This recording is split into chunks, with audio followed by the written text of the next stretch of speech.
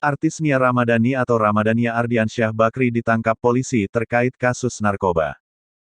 Nia diamankan polisi di kawasan Pondok Pinang, Kebayoran Lama, Jakarta Selatan. Selain Nia, polisi juga menangkap sang suami, Ardi Bakri. Keduanya ditahan di Polres Metro Jakarta Pusat, kawasan Senen, Jakarta Pusat. Kepala Bidang Humas Polda Metro Jaya, Kombes Yusri Yunus mengatakan, ada 3 orang yang diamankan polisi. Ketiganya kini sudah ditetapkan menjadi tersangka. Ada penyalahgunaan narkoba di Pondok Pinang, Kebayoran Lama, dan kami amankan 3 orang tersangka, ujarnya, Kamis tanggal 8 Juli tahun 2021, siang, dikutip dari Tribun Jakarta. Saat ditangkap polisi, ternyata Nia Ramadhani sedang tidak bersama Ardi Bakri. Selain Nia dan suami, polisi juga menjadikan pria berinisial ZN sebagai tersangka.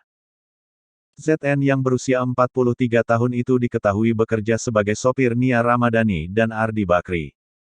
Mereka sudah ditetapkan sebagai tersangka, ungkap Yusri Yunus. Diberitakan Warta Kota Live, polisi mendapati 1 klip sabu seberat 0,78 gram dan sebuah alat hisap. Menurut pengakuannya kepada polisi, Nia Ramadhani sering memakai sabu sejak 5 bulan lalu.